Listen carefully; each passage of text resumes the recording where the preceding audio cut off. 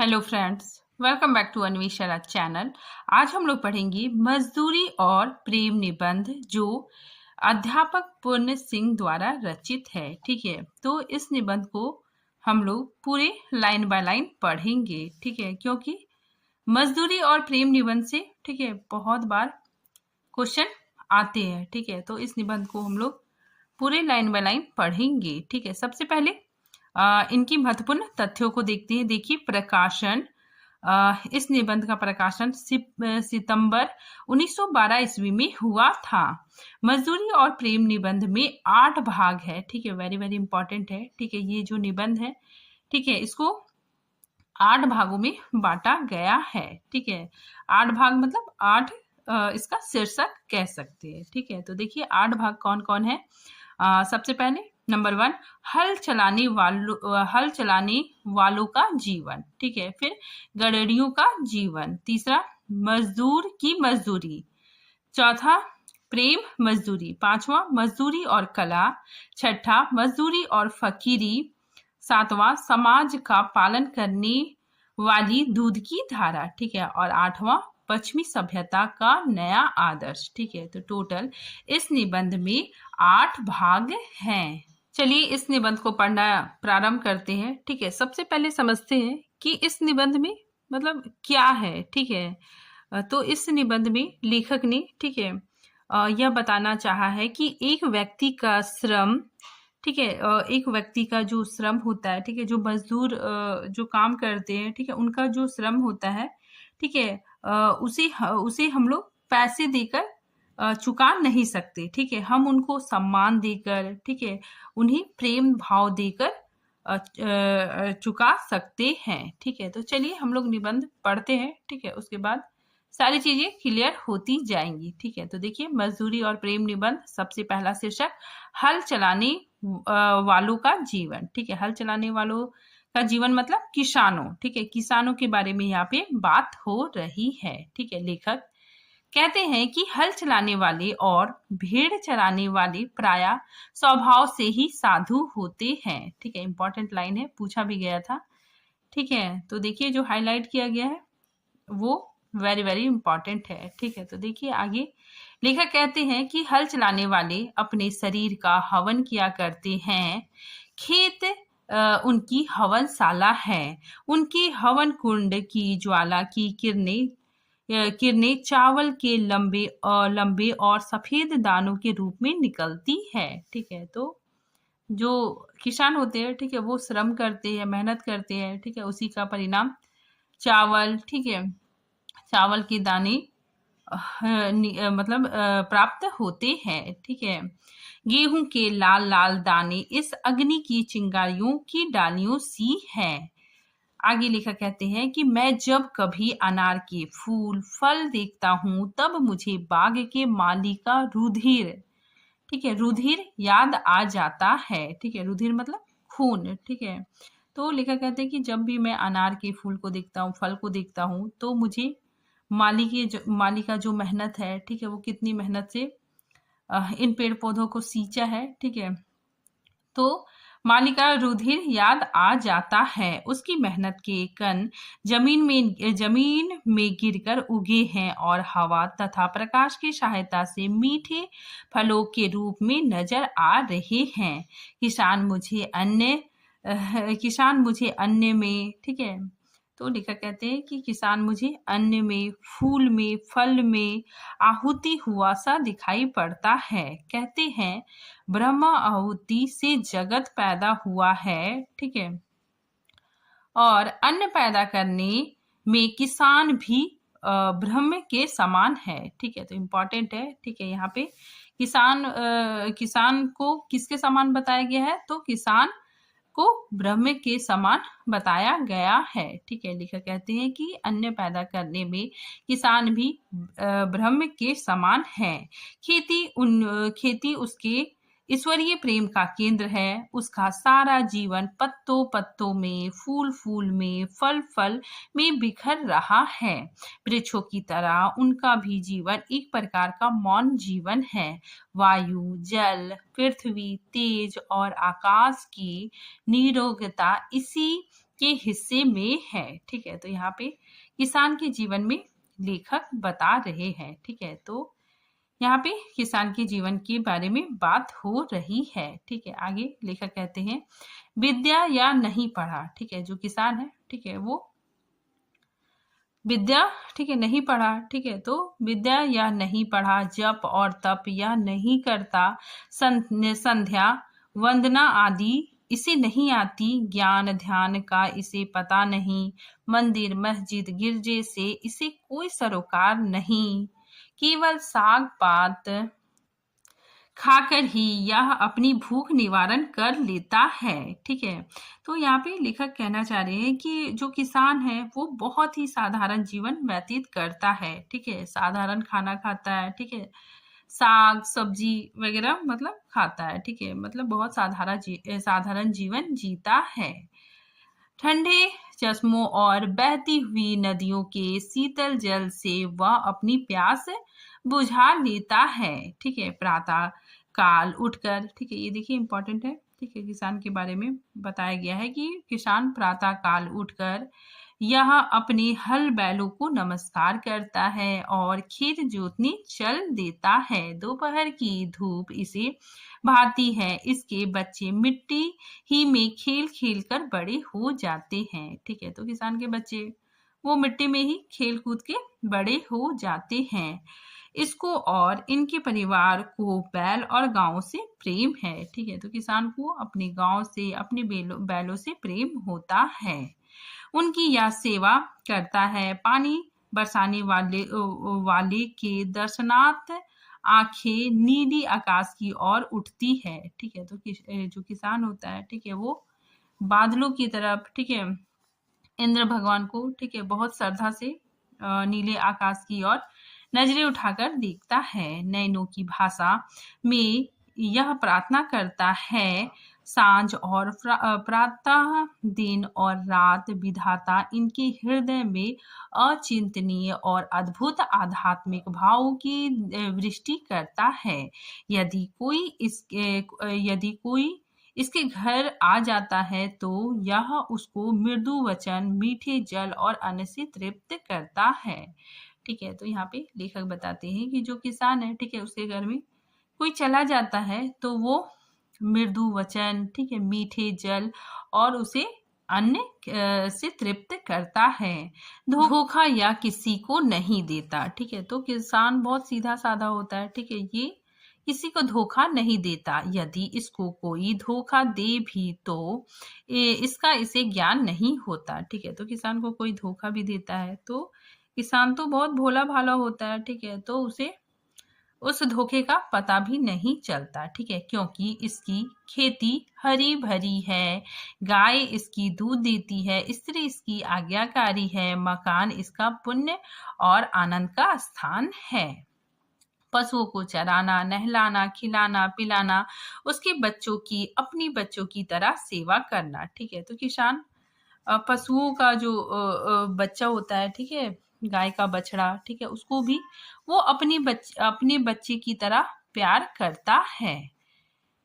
ठीक है, फिर आगे खुले आकाश के नीचे उसके साथ रात गुजार देना क्या स्वाध्याय से कम है? दया, वीरता और प्रेम जैसा इन किसानों में देखा जाता है, अन्यत्र मिलने को नहीं। ठीक है, किसानों में दया, वीरता और प्रेम जैसे, ठीक है, इन किसानों में देखा जाता है। ठीक है, फिर आगे गुरु नानक ने ठीक कहा है। ठीक है, वेरी वेरी इंपॉर्टेंट है। ठीक है, गुरु नानक ने ठीक ही कहा है, भोले भाव मिले रघुराई। ठीक है, वेरी वेरी इंपॉर्टेंट लाइन है। ठीक है, पूछा जा सकता है कि ये किसके जीवन के बारे में बात हो रही है, तो किसान के जीवन के बारे में बात हो रही है। और ये पंक्ति किसने कहा, तो गुरु नानक ने कहा।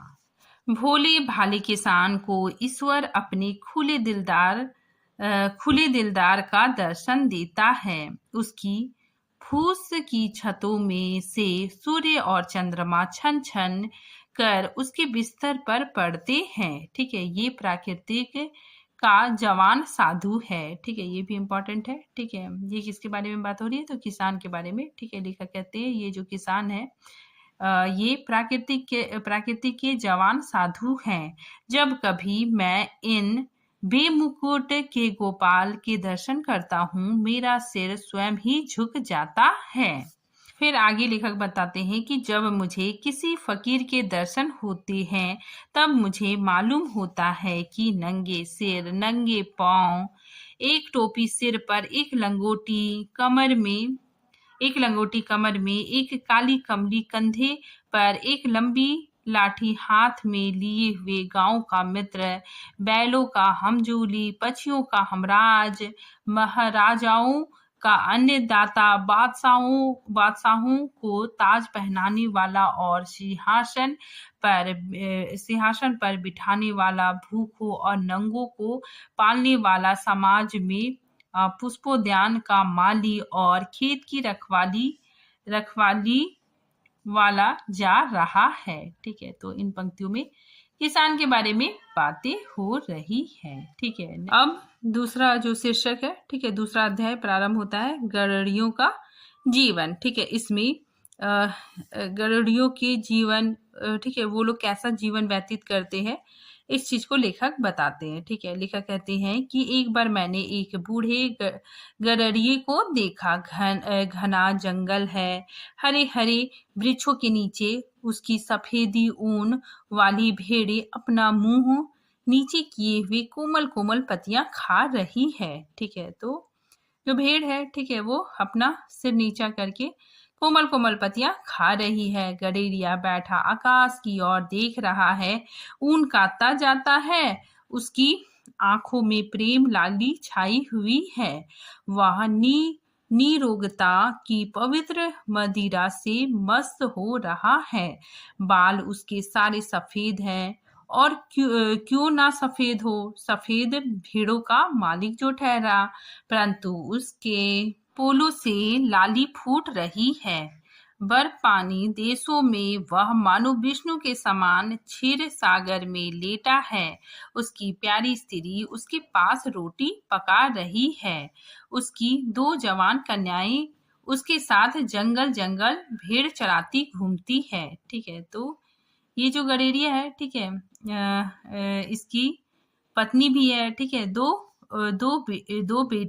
बेटियां भी हैं। ठीक है, फिर आगे, अपने माता पिता और भेड़ों को छोड़कर उन्होंने किसी और को नहीं देखा। ठीक है, तो ये जो कन्याएं हैं, ये अपने माता पिता और भेड़ को छोड़कर किसी को नहीं देखा। मकान इनका बेमकान है, घर इनका बेघर है। ये लोग बेनाम और बेपता है। ठीक है, तो ये जो गडेरिया है, ठीक है, इन लोगों का अपना कोई घर नहीं है। ठीक है, क्योंकि ये लोग कहीं एक जगह निवास नहीं करते हैं। ठीक है, कभी यहाँ रहते, कभी वहां रहते। ठीक है, देखिए ये लाइन, ठीक है, वेरी वेरी इंपॉर्टेंट है। ठीक है, क्योंकि इस तरह की जो गीत है, ठीक है, आपके एग्जाम में खूब पूछा जाता है। तो देखिए ये लाइन इंपॉर्टेंट है कि किसी के घर कर मैं ना घर कर बैठना, इस दारे फानी में ठिकाना बेठिकाना और मक्का वार ला मक्का रखना। ठीक है, तो ये इंपॉर्टेंट लाइन है। ठीक है, आगे लेखक बताते हैं कि इस दिव्य परिवार को कुटी की जरूरत नहीं। ठीक है, तो ये जो गडेरिया है, ठीक है, इन लोगों को घर, ठीक है, कुटी की जरूरत नहीं। जहां जाते हैं एक घास की झोपड़ी बना लेते हैं। ठीक है, तो ये लोग जहां भी जाते हैं अपना एक घास की झोपड़ी बना लेते हैं। दिन को सूर्य, रात को तारागण इनके सखा हैं। गडेरिया की कन्या पर्वत के शिखर के ऊपर खड़ी सूर्य का अस्त होना देख रही है। ठीक है, तो जो गडेरिया की बेटी है, ठीक है, वो सूर्य अस्त होते हुए देख रही है।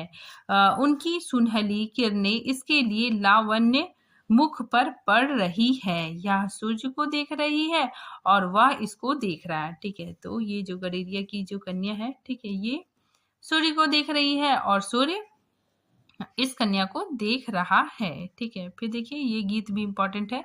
हुए थे आंखों के कल इशारे, हमारे उधर तुम्हारे, चले थे अश्कों के क्या फवारे, इधर हमारे उधर तुम्हारे। ठीक है, इंपॉर्टेंट है। फिर बोलता कोई नहीं। सूर्य उसकी युवावस्था को, ठीक है, तो यहाँ पे ना सूर्य बोलता है, ठीक है, ना लड़की बोलती है, ठीक है। सूर्य उसकी युवावस्था की पवित्रता पर मुग्ध है और वह आश्चर्य के अवतार सूर्य की महिमा के तूफान में पड़ी नाच रही है, ठीक है। तो यहाँ पे मतलब बेसिकली प्रकृति का वर्णन लेखक ने किया है, ठीक है। आगे लेखक बताते हैं कि इनका जीवन बर्फ की पवित्रता से पूर्ण और वन की सुगंधि से सुगंधित है। इनके मुख, शरीर और अंतःकरण सफेद, इनकी बर्फ, पर्वत और भेड़ें सफेद।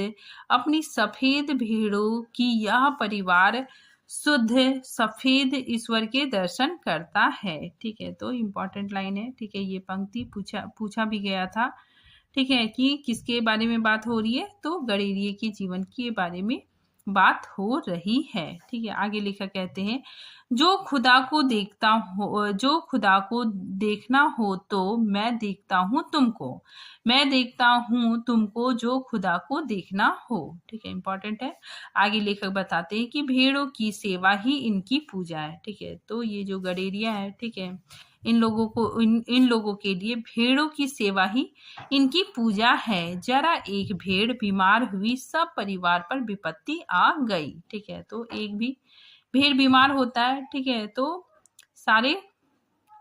सारा जो परिवार है, ठीक है, वो परेशान हो जाता है, ठीक है। दिन रात उसके पास बैठे काट देते हैं। उसे अधिक पीड़ा हुई तो इन सब की आंखें शून्य आकाश में किसी को देखने लग गई। पता नहीं ये किसे बुलाती हैं, ठीक है। हाथ जोड़ने तक की इन्हें फुर्सत नहीं, पर हाँ, इन सब की आंखें किसी के आगे शब्द रहित, संकल्प रहित मौन प्रार्थना से खुली है, ठीक है। मतलब ये जो गरीरिया लोग हैं, ठीक है, ये लोग मतलब भगवान को, ठीक है, ऊपर आकाश की ओर देखते हुए, ठीक है, मन में प्रार्थना करते हैं। इसी तरह दो रातें इसी तरह गुजर गई, ठीक है। तो इसी तरह क्या होता है कि 2 दिन गुजर जाता है, ठीक है, और जो भेड़ बीमार था, ठीक है, वो ठीक हो जाता है, ठीक है। इनकी भेड़ अब अच्छी है, इनके घर मंगल हो रहा है, सारा परिवार मिलकर गा रहा है। इतने में नीले आकाश पर बादल घिरे और छम छम बरसने लगे, ठीक है। मानव प्रकृति के देवता भी इनके आनंद से आनंदित हुए। बूढ़ा गडेरिया आनंदमंद होकर नाचने लगा। वह कहता कुछ नहीं, रग रग उसकी नाच रही है। पिता को ऐसा सुखी देख दोनों कन्याओं ने एक दूसरे का हाथ पकड़कर पहाड़ी राग आलापना आरंभ कर दिया, ठीक है। तो जो पिता थे, ठीक है, वो काफी ज्यादा प्रसन्न थे, ठीक है। तो उनकी कन्याएं भी देखकर हाथ पकड़कर, ठीक है, पहाड़ी राग गाकर ये लोग नाचने लगी, ठीक है। साथ ही धम धम थम थम नाच की उन्होंने धूम मचा दी। मेरी आंखों के सामने ब्रह्मानंद का समा बांध दिया, ठीक है। मेरे पास मेरा भाई खड़ा था, ठीक है। लेखक बताते कि मेरे पास मेरा भाई खड़ा था, ठीक है। मैंने उससे कहा, भाई अब मुझे भी भेड़ ले दो, ठीक है। तो लेखक कहते हैं कि मुझे भी भेड़ ले दो, ठीक है। ऐसे ही मुक्त जीवन से मेरा भी कल्याण होगा। विद्या को भूल जाऊं तो अच्छा है, मेरी पुस्तकें खो जाए तो उत्तम है। ऐसा होने से कदाचित इस वनवासी परिवार की तरह मेरे दिल के नेत्र खुल जाएंगे, ठीक है, और मैं ईश्वरीय झलक देख सकूंगा। चंद्र और सूर्य की विस्तृत ज्योति में जो वेद गान हो रहा है, उसे इस गडेरियों की कन्याओं की तरह मैं सुन तो नहीं सकूं, परंतु कदाचित प्रत्यक्ष देख सकूं। कहते हैं ऋषियों ने भी इसको देखा ही था, सुना ना था। पंडितों की उटपटांग बातों से मेरा जी उकद गया है, ठीक है। तो लेखक कहते हैं कि पंडितों के उटपटांग बातें से, ठीक है, मेरा जी उब गया है। प्रकृति की मंद मंद हंसी में ये अनपढ़ लोग ईश्वर के हंसते हुए होठ देख रहे हैं। पशुओं के अज्ञान में गंभीर ज्ञान छिपा हुआ है। इन लोगों के जीवन में अद्भुत आत्मानुभव भरा हुआ है। गडेरियों के परिवार में प्रेम मजदूरी का मूल्य कौन दे सकता है। ठीक है, तो अब देखिए तीसरा शीर्षक स्टार्ट होता है। ठीक है, मजदूर की मजदूरी। ठीक है, तो यहाँ पे मजदूर की मजदूरी के बारे में, ठीक है, लेखक ने लिखा है कि आपने 4 आने पैसे मजदूर के हाथ में रखकर कहा, यह लो दिन भर की अपनी मजदूरी। वाह क्या दिल लगी है। हाथ, पांव, सिर, आंखें इत्यादि सब के सब अव्यय उसने आपको अर्पण कर दिए। ये सब चीजें उसकी तो थी ही नहीं, ये तो ईश्वरीय पदार्थ थे। ठीक है, जो पैसे आपने उसको दिए वो भी आपके ना थे, वे तो पृथ्वी से निकली हुई धातु के टुकड़े थे, अतएव ईश्वर से निर्मित थे। ठीक है, तो लेखक बताते हैं कि जो पैसे आपने मजदूर को दिए, ठीक है, वो पैसे आपको आपके थे ही नहीं। ठीक है, वो तो पृथ्वी से निकली हुई धातु के टुकड़े थे, अतएव वे ईश्वर के निर्मित थे। ठीक है, तो यहाँ पे लेखक कहना चाह रहे कि जो अन्न धन आपने दिया, ठीक है, वो तो ईश्वर का है। ठीक है, आगे लेखक कहते हैं कि मजदूरी का ऋण तो परस्पर की प्रेम सेवा से चुकता होता है, अन्य धन देने से नहीं। वे तो दोनों ही ईश्वर के हैं। ठीक है, तो यहाँ पे लेखक कहते हैं कि मजदूरी का जो ऋण है, ठीक है, वो प्रेम सेवा, ठीक है, प्रेम भाव, ठीक है, प्रेम भाव देने से चुकता होता है। ठीक है, पैसे देने से चुकता नहीं होता है। ठीक है, प्रेम भाव देने से ऋण चुकता होता है। ठीक है, आगे लेखक कहते हैं कि अन्य धन देने से नहीं, वे तो दोनों ही ईश्वर के हैं। अन्न धन वही बनाता है, जल भी वही देता है। ठीक है, तो यहाँ पे लेखक कहते हैं कि जो अन्न धन है, ठीक है, वो भी ईश्वर का है, अन्न धन है वो भी ईश्वर का है। ठीक है, जल भी ईश्वर देता है। ठीक है, और जो किसान है, ठीक है, जो वो मेहनत करता है, ठीक है, वो भी उसका जो शरीर है, ठीक है, वो भी भगवान देता है। ठीक है, तो यहाँ पे लेखक कहना चाहते हैं कि सारा कुछ ईश्वर का है। फिर आगे लेखक कहते हैं कि एक जिलसाद ने मेरी एक पुस्तक की जिल्द बांध दी। ठीक है, तो यहाँ पे जिलसाद कौन है? जो किताब पर कवर चढ़ाता है। ठीक है, यानी किताबों की बेंडिंग करता है। ठीक है, उसे ही जिलसाद कहते हैं। ठीक है, तो लेखक कहते हैं कि एक जिलसाद था, ठीक है, उसने मेरी पुस्तक की जिल्द बांध दी। ठीक है, पुस्तक को बेंडिंग कर दिया। तो एक जिलसाद ने मेरी एक पुस्तक की जिल्द बांध दी। मैं तो इस मजदूर को कुछ भी ना दे सका, परंतु उसने उम्र भर के लिए एक विचित्र वस्तु मुझे दे डाली। जब कभी मैंने उस पुस्तक को उठाया, मेरे हाथ जिलसाद के हाथ पर जा पड़े। पुस्तक देखते ही मुझे जिलसाद याद आ गया है, वह मेरा अमरण मित्र हो गया है। पुस्तक हाथ में आते ही मेरे अंतःकरण में रोज भरत मिलाप का सा समा बन जाता है। फिर यहाँ पे लेखक एक बार की घटना के बारे में बताते हैं कि गाढ़े की एक कमीज को एक अनाथ विधवा सारी रात बैठकर सीती है, साथ ही साथ वह अपने दुख पर रोती भी है। एक दिन को खाना ना मिला। ठीक है, तो उस बुढ़िया को, ठीक है, एक दिन खाना नसीब नहीं हुआ। ठीक है, रात को भी कुछ मसर ना हुआ। ठीक है, मतलब वो दिन में भी कुछ नहीं खाती है, ठीक है, और रात में भी कुछ नहीं खाती है। अब वह एक एक टाके पर आस करती है कि कमीज कल तैयार हो जाएगी और तब कुछ खाने के लिए मिलेगा। ठीक है, तो उस बुढ़िया को लगता है कि जब ये कमीज सी के तैयार हो जाएगा, ठीक है, कुछ पैसे मिलेंगे तो मैं कुछ खा लूंगी। जब वह थक जाती है तब ठहर जाती है, सुई हाथ में लिए हुए है, कमीज घुटनों पर बिछी हुई है। उसकी आंखों की दशा उस आकाश की जैसी है जिसमें बादल बरसकर अभी अभी बिखर गए हैं। खुली आंखें ईश्वर के ध्यान में लीन हो रही है।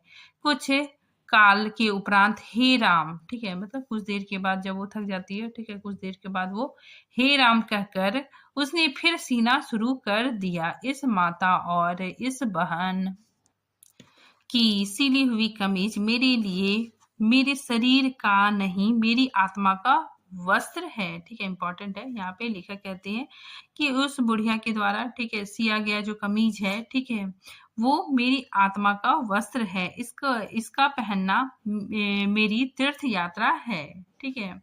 इस कमीज में उस विधवा के सुख दुख प्रेम और पवित्रता के मिश्रण से मिली हुई जीवन रूपनी गंगा की बाढ़ चली चली जा रही है, ठीक है। तो लेखक बताते हैं कि इस कमीज में, ठीक है, उस विधवा का सुख दुख प्रेम पवित्रता, ठीक है, सब कुछ मिला हुआ है।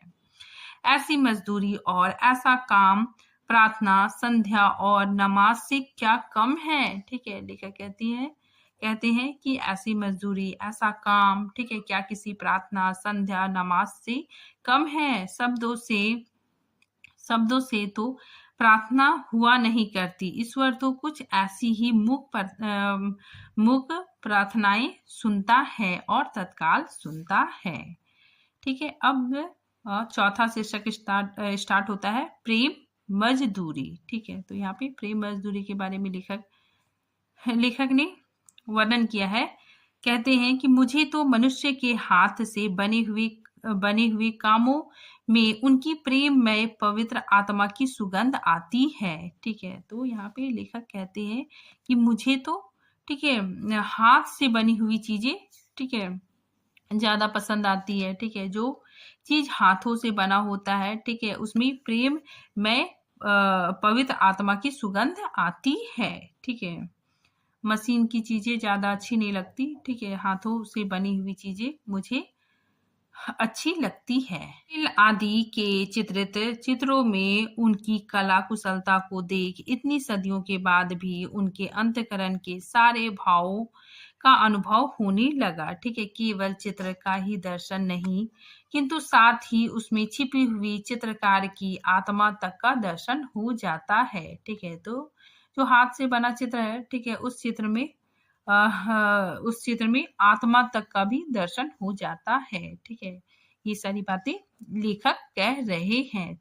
आगे लेखक कहते हैं परंतु यंत्रों की सहायता से, ठीक है, यंत्रों मतलब मशीनों की सहायता से बने हुए फोटो निर्जीव से प्रतीत होते हैं।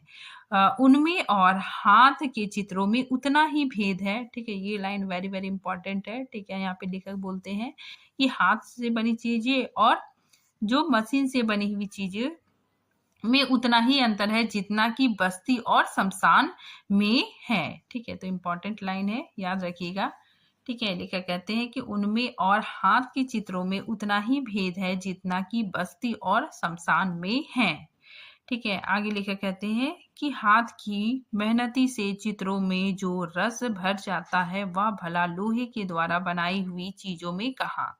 जिस आलू को, ठीक है, यहाँ पे लेखक एक एग्जाम्पल देके समझा रहे हैं कि जिस आलू को मैं स्वयं बोता हूँ, मैं स्वयं पानी देता हूँ, जिसके इर्द गिर्द की घास पात खोदकर मैं साफ करता हूँ, उस आलू में जो रस मुझे आता है वह टीन में बंद किए हुए अचार मुरब्बे में नहीं आता, ठीक है। तो यहाँ पे लेकर कहना चाहते हैं कि अपने द्वारा बोया गया आलू, ठीक है, उसका स्वाद ही दूसरा होता है, ठीक है। वो स्वाद टीने में बंद हुए अचार मुरब्बे से नहीं आ सकता, ठीक है।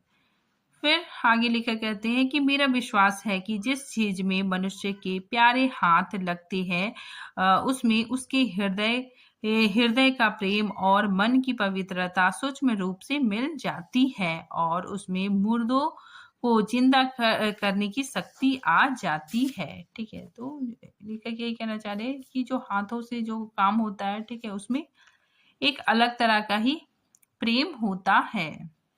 होटल में बने हुए भोजन यहाँ नीरस होते हैं क्योंकि वहां मनुष्य मशीन बना दिया जाता है, ठीक है। तो होटल का जो खाना होता है, ठीक है, वो मतलब नीरस लगता है, ठीक है, क्योंकि वहां बनाते तो आदमी ही है लेकिन आदमी मशीन बना दिया जाता है, ठीक है। परंतु फिर आगे लेखक अपनी प्रियतमा के बारे में बताते हैं कि परंतु अपनी प्रियतमा के हाथ से बने हुए रूखे सूखे भोजन में कितना रस होता है।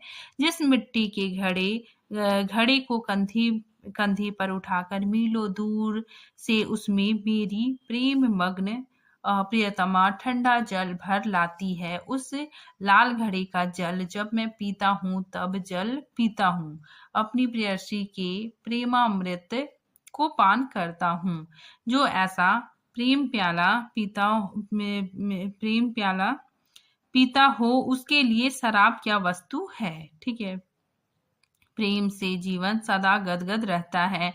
मैं अपनी प्रेयसी की ऐसी प्रेम भरी रस भरी दिल भरी सेवा का बदला क्या कभी दे सकता हूँ। ठीक है, फिर आगे लेखक कहते हैं, उधर प्रभात से अपनी सफेद किरणों से अंधेरी रात पर सफेदी सी छिटकाई, इधर मेरी प्रेयसी मैना और कोयल की तरह अपने बिस्तर से उठी। ठीक है, तो यहाँ पे लेखक कहते हैं कि जब सुबह हुआ, ठीक है, जब मैना कोयल, ठीक है, सब पंछी जग गए, ठीक है, उसी वक्त मेरी प्रेयसी बिस्तर से उठी। उसने गाय का बछड़ा खोला, दूध की धारा से अपना कटोरा भर लिया, गाते गाते अन्न को अपने हाथों से पीसकर सफेद आटा बना लिया। इस सफेद आटे से भरी हुई छोटी सी टोकरी सिर पर, एक हाथ में दूध से भरा हुआ लाल मिट्टी का कटोरा, दूसरे हाथ में मक्खन की हांडी। जब मेरी प्रिया घर के छत के नीचे इस तरह खड़ी होती है,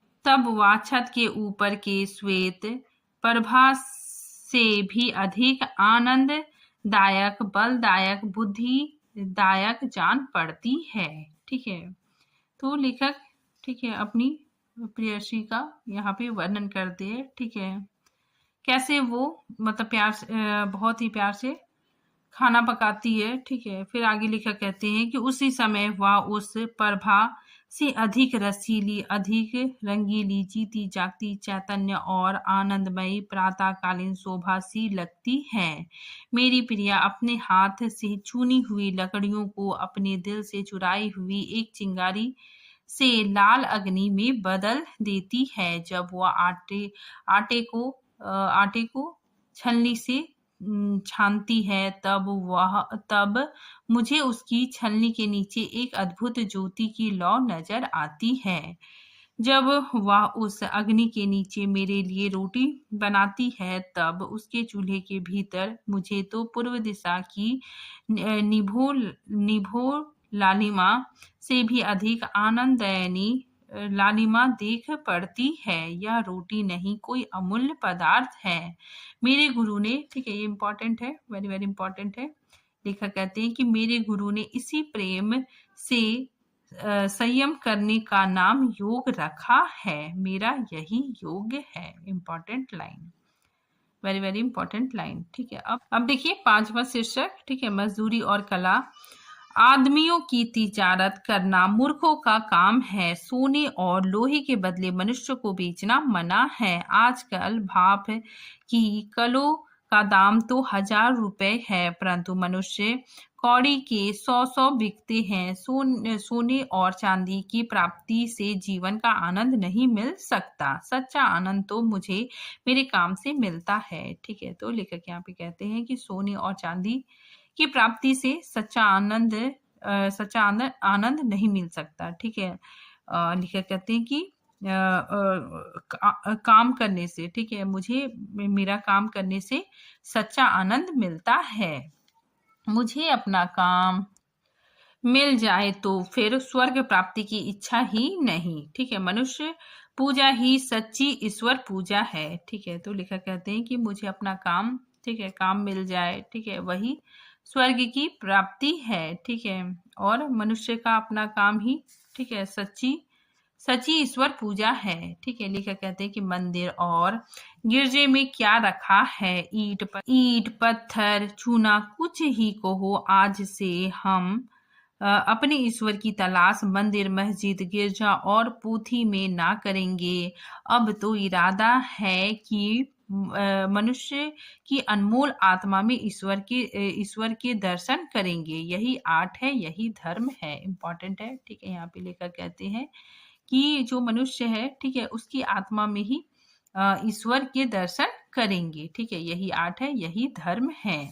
मनुष्य के हाथ से ही ईश्वर के दर्शन कराने वाले निकलते हैं। बिना काम, बिना मजदूरी, बिना हाथ के कला कौशल के विचार और चिंतन किस काम के। सभी देशों के इतिहास से सिद्ध है कि निकम्मे पादरियों, मौलवियों, पंडितों और साधुओं का दान के अन्न पर पला हुआ ईश्वर चिंतन अंत में पाप, आलस्य और भ्रष्टाचार में परिवर्तित हो जाता है।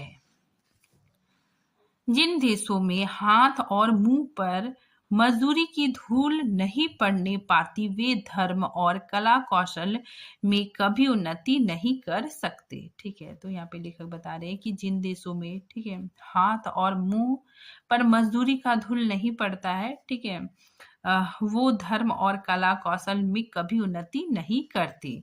पदासन निकम्मे सिद्ध हो चुके हैं। यही आसन ईश्वर प्राप्ति करा सकता है। जिसने जोतने, बोने, काटने और मजदूरी का काम लिया जाता है। ठीक है, आगे लिखा कहते हैं कि लकड़ी, ईंट और पत्थरों को मूर्तिमान करने वाले लुहार, बढ़ई, मेमर तथा किसान आदि वैसे ही पुरुष है जैसे कवि, महात्मा और योगी आदि। ठीक है, उत्तम से उत्तम और नीच से नीच काम सबके सब प्रेम शरीर के अंग है। ठीक है, फिर आगे लेखक, ठीक है, जो इंसान आलसी रहता है, ठीक है, उसके बारे में भी बात किया है कि निकम्मे रहकर मनुष्यों की चिंता शक्ति थक गई है। बिस्तरों और आसनों पर सोते और बैठे बैठे मन के घोड़े हार गए हैं। सारा जीवन निचुड़ चुका है। स्वप्न पुराने हो चुके हैं। आजकल, ठीक है, देखिए इंपॉर्टेंट है, वेरी वेरी इंपॉर्टेंट है। लेखक कहते हैं कि आज की कविता में नयापन नहीं है, उसमें पुराने जमाने की कविता की पुनरावृत्ति मात्र है। ठीक है, तो लेखक कहते हैं कि आज की जो कविता है, ठीक है, उसमें नयापन नहीं है, पुराने जमाने की कविता को ही, ठीक है, दोहराया जा रहा है। ठीक है, पुनरावृत्ति मात्र है। इस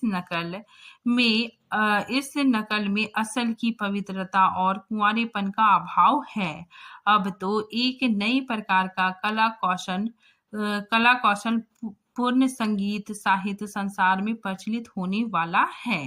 ठीक है, यदि वह ना प्रचलित हुआ तो मशीनों के पहियों के नीचे दबकर हमें मरा समझिए। ठीक है, यह नया साहित्य मजदूरों के हृदय से निकलेगा। ठीक है, तो लेखक कहते हैं कि जो नया साहित्य है, ठीक है, वो मजदूरों के हृदय से निकलेगा। उन मजदूरों के कंठ से यह नई कविता निकलेगी जो अपना जीवन आनंद के साथ खेत की मेढ़ों का, कपड़ों के तांगों का, जूते के टाकों का, लकड़ी के रागों का, पत्थर के नसों के भेदभाव दूर करेंगे। हाथ में कुल्हाड़ी, सिर पे टोकरी, नंगे सिर और नंगे पांव धूल से लिपटे और कीचड़ से रंगे हुए ये बेजबान कवि जब जंगल में लकड़ी काटेंगे, तब लकड़ी काटने का शब्द इनके असभ्य स्वरों से मिश्रित होकर वायुयान पर चढ़ दसों दिशाओं में ऐसा अद्भुत गान करेंगे कि भविष्य के कलावंतों के लिए वही ध्रुपद और मल्हार का काम देगा। ठीक है, चरखा, ये इंपॉर्टेंट है, देखिए, चरखा कातने वाली स्त्रियों के गीत संसार के सभी देशों के कौम गीत होंगे। ठीक है, मजदूरों की मजदूरी ही यथार्थ पूजा होगी, कला रूपी धर्म की तभी वृद्धि होगी। ठीक है, आगे जो निबंधकार है, ठीक है, वो कहते हैं कि तभी नए कवि पैदा होंगे, तभी नई औलियों का उद्भव होगा, परंतु ये सब के सब मजदूरी के दूध से पलेंगे। धर्म, योग, शुद्ध चरण, सभ्यता और कविता आदि के फूल इन्हीं मजदूर ऋषियों के उद्यान में प्रफुल्लित होंगे। ठीक है, अब देखिए छठा शीर्षक है मजदूरी और फकीरी। ठीक है, फिर देखिए मजदूरी और फकीरी का महत्व थोड़े नहीं। मजदूरी और फकीरी मनुष्य के विकास के लिए परम आवश्यक है। ठीक है, तो लेखक कहते हैं कि मजदूरी और फकीरी, ठीक है, दोनों ही मनुष्य के विकास के लिए जरूरी है। बिना मजदूरी किए फकीरी का उच्च भाव शिथिल हो जाएगा। शिथिल मतलब ढीला हो जाएगा। फकीरी भी अपने आसन से गिर जाती है, बुद्धि बासी पड़ जाती है। ठीक है, बासी चीजें अच्छी नहीं होती। कितनी ही उम्र भर बासी बुद्धि और बासी फकीरी में मग्न रहते हैं। ठीक है, परंतु इस तरह मग्न होना किस काम का।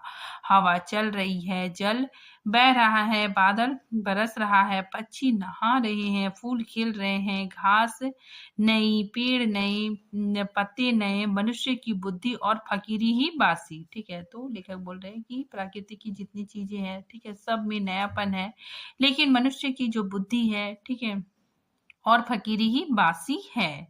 ऐसा दृश्य तभी तक रहता है जब तक बिस्तर पर पड़े पड़े मनुष्य प्रभात का आलस्य सुख मानता है। ठीक है, तो यहाँ पे लेखक, ठीक है, जो लोग सुबह नहीं उठते हैं, ठीक है, उसके बारे में भी कहा है। ठीक है, आलस्य के बारे में कि बिस्तर से उठकर जरा बाग की सैर करो, फूल की सुगंध लो, ठंडी वायु में भ्रमर करो। ठीक है, ठंडी वायु में घूमो, वृक्षों के कोमल पल्लवों का नृत्य देखो, तो पता लगे कि प्रभात समय जागना बुद्धि और अंतकरण को तरोताजा करना है। अपने बिस्तर पे पड़े रहना उन्हें बासी कर देना है। ठीक है, तो बिस्तर में पड़े रहने से, ठीक है, तुम्हारा मस्तिष्क, ठीक है, सब कुछ बासी रहेगा। ठीक है, फिर निकम्मे बैठे हुए चिंतन करते रहना अथवा बिना काम किए शुद्ध विचार का दावा करना मानो सोते सोते खराटा मारना है। ठीक है, जब तक जीवन के आरण्य में पादरी, मौलवी, पंडित और साधु सन्यासी हल कुदाल और खुरपा लेकर मजदूरी ना करेंगे, तब तक उनका आलस्य जाने को नहीं। तब तक उनका मन और उनकी बुद्धि अनंत काल बीत जाने तक मलिन मानसिक जुआ खेलती ही रहेगी। ठीक है, उनका चिंतन बासी, उनका ध्यान बासी, उनकी पुस्तकें बासी, उनका लेख बासी, उनका विश्वास बासी और उनका खुदा भी बासी हो गया है। ठीक है, तो लेखक कहना चाह रहे हैं कि अपने जीवन में, ठीक है, अपने काम में, ठीक है, हरदम इंसान को नई चीजें करनी चाहिए। ठीक है, फिर आगे, इसमें संदेह नहीं कि इस साल के गुलाब के फूल भी वैसे ही है जैसे पिछले साल के थे। ठीक है, परंतु इस साल वाले ताजे हैं, इसकी लाली नहीं है, इसकी सुगंध भी इन्हीं की अपनी है। जीवन के नियम नहीं पलटते। ठीक है, तो लेखक कहते हैं कि जो प्राकृतिक का जो नियम है, ठीक है, वो नहीं बदलता है। ठीक है, प्राकृतिक में मतलब हर चीजें नई होती है, हर चीज बदलता है, बदलाव होता है, उसमें नयापन होता है। ठीक है, फिर आगे, वे सदा एक ही से रहते हैं, परंतु मजदूरी करने से मनुष्य को एक नया और ताजा खुदा नजर आने लगता है। ठीक है, फिर गिरवे वस्त्र की पूजा क्यों करते हैं, गिरजे की घंटी क्यों सुनते हो, रविवार क्यों मनाते हो, 5 वक्त नमाज क्यों पढ़ते हो, त्रिकाल संध्या क्यों करते हो, मजदूरी के अनाथ नयन, अनाथ आत्मा और अनाश्रित जीवन की बोली सीखो। फिर देखोगे कि तुम्हारा यह साधारण जीवन ईश्वरीय भजन हो गया है। मजदूरी तो मनुष्य के समाविष्ट रूप परिणाम है। आमा रूपी धातु के गढ़े हुए सिक्के का नकदी बयाना है जो मनुष्य की आत्माओं को खरीदने के वास्ते दिया जाता है। सच्ची मित्रता ही तो सेवा है। ठीक है, तो लेखक कहते हैं कि जो सच्ची मित्रता है, ठीक है, वही सेवा है। उससे मनुष्य के हृदय पर सच्चा राज्य हो सकता है। जाति पाति, रूप, रंग, नाम धाम और तथा बाप दादी का नाम पूछे बिना ही अपने आप को किसी के हवाले कर देना प्रेम धर्म का तत्व है। जिस समाज में इस तरह के प्रेम धर्म का राज्य होता है, उसका हर कोई हर किसी को बिना उसका नाम धाम पूछे ही पहचानता है, क्योंकि पूछने वाले का कुल और उसकी जात वहाँ वही होती है जो उसकी जिससे कि वह मिलता है। वहाँ सब लोग एक ही माता पिता, ठीक है, वहाँ पे सभी लोग एक ही माता पिता से पैदा हुए भाई बहन हैं। अपने ही भाई बहनों के माता पिता का नाम पूछना क्या पागलपन से कम समझा जा सकता है? यह संसार एक कुटुम्बवत है। ठीक है, तो लेखक कहते हैं कि ये पूरा संसार ही, ठीक है, परिवार है। लंगड़े, लूल्हे, अंधे और बहरे उसी मौरूसी घर के छत के नीचे रहते हैं, जिसके छत के नीचे बलवान, निरोग और रूपवान कुटुंबी रहते हैं। मूढ़ों और पशुओं का पालन पोषण बुद्धिमान, सबल और निरोग ही तो करेंगे। आनंद और प्रेम की राजधानी का सिंहासन सदा से प्रेम और मजदूरी के ही कंधों पर रहता आया है। कामना रहित होकर, ठीक, इंपॉर्टेंट है, कामना रहित होकर मजदूरी निष्काम होती है, क्योंकि मजदूरी का बदला ही नहीं, ठीक है, मतलब मजदूरी के बदले आप उसको, ठीक है, रुपए पैसे देने से कोई फायदा नहीं है, ठीक है, उसे प्रेम भाव दीजिए, ठीक है। फिर आगे लेखक कहते हैं क्योंकि मजदूरी का बदला ही नहीं, निष्काम कर्म करने के लिए जो उपदेश दिए जाते हैं उसमें अभावशील वस्तु स्वभाव पूर्ण मान ली जाती है। ठीक है, फिर आगे देखिए, ये लाइन वेरी वेरी इंपॉर्टेंट है। ठीक है, कि पृथ्वी अपने ही अक्ष पर दिन रात घूमती है।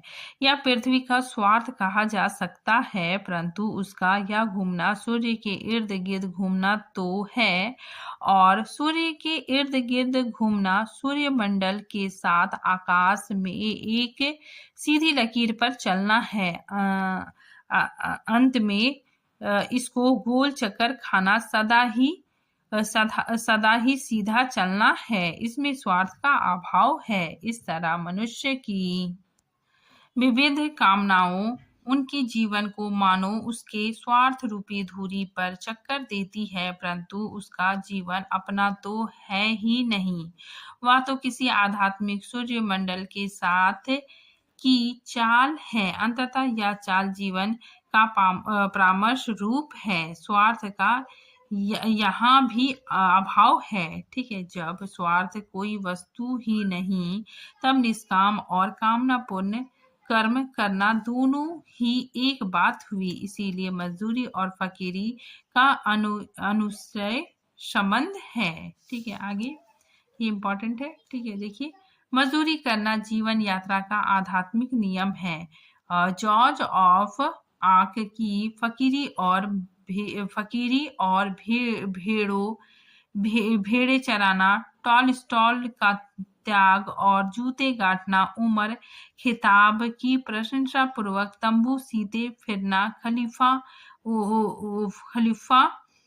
उमर का अपने रंग महलों में चटाई आदि बुनना, ब्रह्म ज्ञानी कबीर और रैदास की शूद्र होना, गुरु नानक और भगवान श्री कृष्ण का कूक, पशुओं को लाठी लेकर हांकना सच्ची फकीरी का अनमोल भूषण है। ठीक है, तो ये इम्पोर्टेंट लाइन है। ठीक है, अब देखिए 7वां अध्याय, समाज का पालन करने वाली दूध की धारा। ठीक है, तो यहाँ पे देखिए एक बार की घटना। ठीक है, लेखक बताते हैं कि एक दिन गुरु नानक यात्रा करते करते लालो नाम के एक बढ़ई के घर ठहरे। उस गांव का भागो नामक रईस बड़ा मालदार था। ठीक है, तो यहाँ पे देखिए दो लोग आते हैं। ठीक है, एक लालो, ठीक है, और एक भागो। ठीक है, भागो बहुत रईस था। ठीक है, तो उस दिन भागो के घर ब्रह्म भोज था। दूर दूर से साधु आए थे। गुरु नानक का आगमन सुनकर भागो ने उन्हें भी निमंत्रण भेजा। गुरु ने भागो का अन्न खाने से इनकार कर दिया। इस बात पर भागो को बड़ा क्रोध आया। उसने गुरु नानक को बलपूर्वक पकड़ मंगवाया और उनसे पूछा, आप मेरे यहाँ का अन्न क्यों नहीं ग्रहण करते? तभी गुरु नानक ने उत्तर दिया, भागो अपने घर का हलवा पूरी ले आओ तो हम इसका कारण बतला दे। ठीक है, वह हलवा पूरी लाया तो गुरु नानक ने लालो के घर से भी उसके मोटे अन्य की रोटी मंगवाई। भागो की हलवा पूरी उन्होंने एक हाथ में और भाई लालो की मोटी रोटी दूसरे हाथ में लेकर दोनों को जो दबाया तो एक से लहू टपका और दूसरे से दूध की धारा निकली। ठीक है, तो यहाँ पे क्या होता है कि एक हाथ में भागो का हलवा पूरी रखते हैं। ठीक है, और दूसरे हाथ में लालो का जो मोटा अनाज का रोटी होता है, ठीक है, उसको हाथ में लेके, ठीक है, दबाते हैं तो जो भागो का जो हलवा पूरी है, ठीक है, उससे लहू निकलता है। ठीक है, और लालो के घर की रोटी, ठीक है, उससे दूध की धारा निकलती है। बाबा नानक का यही उपदेश हुआ। ठीक है, तो बाबा नानक का यही उपदेश हुआ। जो धारा भाई लालो की मोटी रोटी से निकली थी वही समाज का पालन करने वाली दूध की धारा है। यही धारा शिव जी की जटा से और यही धारा मजदूर की उंगलियों से निकलती है। ठीक है, इंपॉर्टेंट है। मजदूरी करने से हृदय पवित्र होता है। संकल्प दिव्य लोकांतर में विचरते हैं। हाथ की मजदूरी ही से सच्चे ऐश्वर्य की उन्नति होती है। ठीक है, फिर लेखक यहाँ पे, ठीक है, जापान देश के बारे में, ठीक है, बतलाते हैं कि जापान में मैंने कन्याओं और स्त्रियों को ऐसी कलावती देखा है कि रेशम के छोटे छोटे टुकड़ों को अपनी दस्तकारी की बदौलत हजारों की कीमत बना देती है। ठीक है, तो लेखक कहते हैं कि जापान में, ठीक है, मैंने ऐसी कन्याओं और स्त्रियों को देखा, ठीक है, जो रेशम के छोटे छोटे टुकड़ों से, ठीक है, ऐसा दस्तकारी करती है। ठीक है, और उसे हजारों की कीमत का बना देती है। नाना प्रकार के प्राकृतिक पदार्थों और दृश्यों को अपनी सुई से कपड़ों के ऊपर अंकित कर देती है। जापान निवासी कागज, लकड़ी और पत्थर की बड़ी अच्छी मूर्तियां बनाते हैं। करोड़ों रुपए के हाथों से बने हुए जापानी खिलौने विदेशों में बिकते हैं। ठीक है, तो जापान के जो खिलौने, ठीक है, वो जो हाथों से बनाई होती है, ठीक है, वो विदेशों में बिकते हैं। हाथ की बनी हुई जापानी चीजें मशीनों से बनी हुई चीजों को मात करती है। ठीक है, तो यहाँ पे लेखक बता रहे हैं कि जो मशीन से, ठीक है, जो चीजें बनी हैं, ठीक है, उन चीजों को हाथ से बनी हुई जो चीजें हैं, ठीक है, उसको मात देती है। ठीक है, मतलब हाथों से जो बना होता है, ठीक है, वो काफी अच्छा होता है। ठीक है, और अच्छे दामों में बिकता भी है। संसार के सब बाजारों में उसकी बड़ी मांग रहती है। पश्चिम देशों के लोग हाथ की बनी जापान की अद्भुत वस्तुओं पर जान देते हैं। एक जापानी तत्वज्ञानी का कथन है कि, ठीक है, इंपॉर्टेंट है, इनका कथन है कि हमारी 10,000 उंगलियां सारे काम करती है। उन उंगलियों ही के बल से संभव है हम जगत को जीत ले। ठीक है, इंपॉर्टेंट लाइन। फिर आगे देखिए, जब तक धन और ऐश्वर्य की जन्मदात्री हाथ की कारीगरी की उन्नति नहीं होती, तब तक भारतवर्ष ही क्या किसी भी देश या जाति की दरिद्रता दूर नहीं हो सकती। यही यदि भारत की 30 करोड़ नर नारियों की उंगलियां मिलकर कारीगरी के काम करने लगे तो उसकी मजदूरी के बदौलत कुबेर का महल उनके चरणों में आप ही आप आ गिरे। अन्न पैदा करना तथा हाथ की कारीगरी और मेहनत से जड़ पदार्थों को चैतन्य चिन्ह से सुसज्जित करना, क्षुद्र पदार्थों को अमूल्य पदार्थों में बदल देना इत्यादि कौशल ब्रह्म रूप होकर धन्य और ऐश्वर्य की दृष्टि करते हैं। ठीक है, तो यहाँ पे लेकर वही हाथ की बनी चीजों को, ठीक है, का महत्व बताते हैं। ठीक है, आगे लिखा कहते हैं कि कविता फकीरी और साधुता के ये दिव्य कला कौशल जीते जागते और हिलते डुलते प्रतिरूप है। इनकी कृपा से मनुष्य जाति का कल्याण होता है। ये उस देश में कभी निवास नहीं करते जहां मजदूर और मजदूरी का साकार नहीं होता, जहां क्षुद्र की पूजा नहीं होता।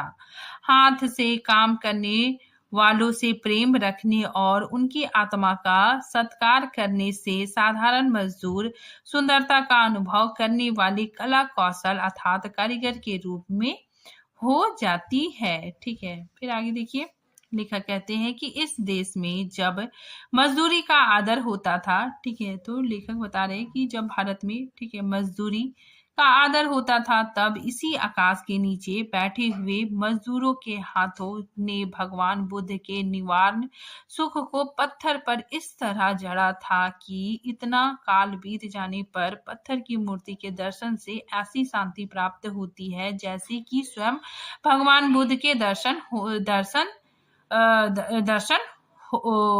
हो गए। ठीक है, तो यहाँ पे यही बताया जा रहा है कि जब भारत में मजदूरों का आदर होता था, ठीक है, कारीगरों का रिस्पेक्ट होता था, ठीक है, तभी ये लोग पत्थरों को, ठीक है, काट काट कर भगवान बुद्ध की मूर्ति बनाई थी। ठीक है, और वो मूर्ति, ठीक है, के दर्शन होने से, ठीक है, हमें बहुत ही शांति का अनुभव होता है। ठीक है, ऐसा लगता है कि भगवान बुद्ध के ही दर्शन हो गए।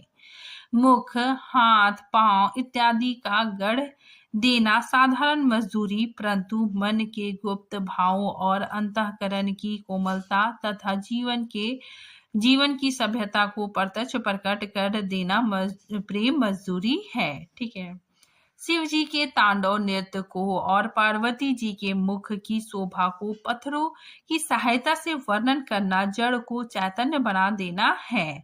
इस देश में कारीगरी का बहुत दिनों से अभाव है। ठीक है, तो लेखक कहते हैं कि इस देश में कारीगरी का बहुत दिनों से अभाव है। महमूद ने जो सोमनाथ के मंदिर में प्रतिष्ठित मूर्तियां तोड़ी थी, उससे उसकी कुछ भी वीरता सिद्ध नहीं होती। उन मूर्तियों को तो हर कोई तोड़ सकता था। उसकी वीरता की प्रशंसा तब होती जब वह यूनान की प्रेम मजदूरी अर्थात वहां वालों के हाथ की अद्वितीय कारीगरी प्रकट करने वाली मूर्तियां तोड़ने का साहस कर सकता। वहां की मूर्तियां तो बोल रही हैं, वो जीती जागती है, मुर्दा नहीं। ठीक है, तो वहां की मूर्तियां, ठीक है, बहुत ही मतलब अद्वितीय है। ठीक है, और वहां की जो मूर्तियां हैं, ठीक है, एकदम ऐसा लगता है कि वो मतलब बोल रही है। ठीक है, जीती जागती मूर्ति है। ठीक है, फिर आगे लिखा कहते हैं कि इस समय के देव स्थानों में स्थापित मूर्तियां देखकर अपने देश की आध्यात्मिक दुर्दशा पर लज्जा आती है। ठीक है, तो लेखक कहते हैं कि जो देव स्थान है, ठीक है, वहां की मूर्तियां देखकर, ठीक है, बहुत ही लज्जा आती है। ठीक है, उनसे तो यदि अनगढ़ पत्थर रख दिए जाते तो अधिक शोभा पाते। ठीक है, हमारे यहाँ मतलब भारत में हमारे यहाँ के मजदूर, चित्रकार तथा लकड़ी और पत्थर पर काम करने वाले भूखों मरते हैं। ठीक है, तो ये जो मजदूर है, चित्रकार है, ठीक है, ये लोग तो भूखे मरते हैं, तब हमारे मंदिरों की मूर्तियां कैसे सुंदर हो सकती है। ठीक है, तो जो मजदूर है, चित्रकार है, ठीक है, ये लोग ही भूखे मर रहे हैं, तो हमारे मंदिर की मूर्तियां सुंदर कैसे हो सकती हैं। ऐसे कारीगर तो यहाँ शूद्र के नाम से पुकारे जाते हैं। याद रखिए, बिना शूद्र राजा के मूर्ति पूजा की कृष्ण और शालिग्राम के छिछेरेपन से दरिद्रता को प्राप्त हो रही है। यही कारण है जो आज हम जातीय दरिद्रता से पीड़ित हैं। ठीक है, तो ये सारी बातें लेखक बता रहे हैं। अब देखिए ये 8वां अध्याय है, ठीक है। पश्चिमी सभ्यता का एक नया दर्शन, ठीक है। तो देखिए पश्चिमी सभ्यता मुख मोड़ रही है, वह एक आदर्श देख रही है। अब उनकी चाल बदलने लगी है, वह कलों की पूजा को छोड़कर मनुष्य की पूजा को अपना आदर्श बना रही है। इस आदर्श को दर्शाने वाले देवता रसिकन और टॉलस्टॉय आदि है, ठीक है। इंपॉर्टेंट है, ठीक है, वेरी वेरी इंपॉर्टेंट है, ठीक है, कि इस आदर्श को दर्शाने वाले देवता कौन कौन है, तो रसिकन और टॉलस्टॉय, ठीक है। ये क्वेश्चन पूछा भी गया था। आगे देखिए, पाश्चात्य देशों में नया प्रभात होने वाला है, वहां के गंभीर विचार वाले लोग इस प्रभात का स्वागत करने के लिए उठ खड़े हुए हैं। प्रभात होने से पूर्व उसका अनुभव कर लेने वाले पक्षियों की तरह इस महात्माओं को इस नई प्रभात का पूर्व ज्ञान हुआ है, ठीक है। और हो क्यों ना इंजनों के पहिए के नीचे दबकर वहां वालों के भाई बहन नहीं नहीं उनकी सारी जाति पिस गई, उनके जीवन के धूरे टूट गए, उनका समस्त धन घरों से निकलकर एक ही दो स्थान में एकत्र हो गए, ठीक है। साधारण लोग मर रहे हैं, ठीक है। लेखक बता रहे हैं कि साधारण लोग मर रहे हैं, मजदूरों के हाथ पांव फट रहे हैं, लहू चल रही है, सर्दी से ठिठुर रहे हैं। एक तरफ दरिद्रता का अखंड राज्य है, दूसरी तरफ अमीरी का चरम दृश्य, परंतु अमीरी भी मानसिक दुखों से विमर्दित है।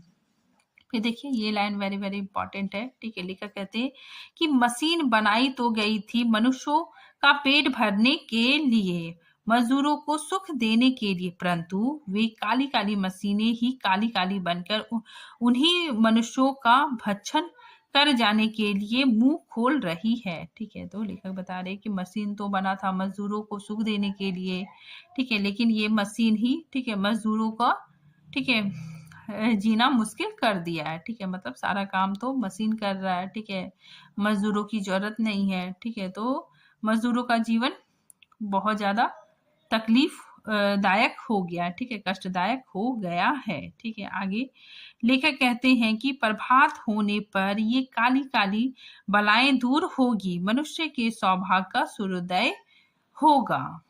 शोक का विषय है कि हमारे और अन्य पूर्वी देशों में लोगों को मजदूरी से तो लेस मात्र भी प्रेम नहीं, पर वे तैयारी कर रहे हैं पूर्वोत्तर काली मशीनों का आलिंगन करने की, ठीक है। तो लोग, ठीक है, मशीनों को बहुत ज्यादा पसंद करते हैं, ठीक है।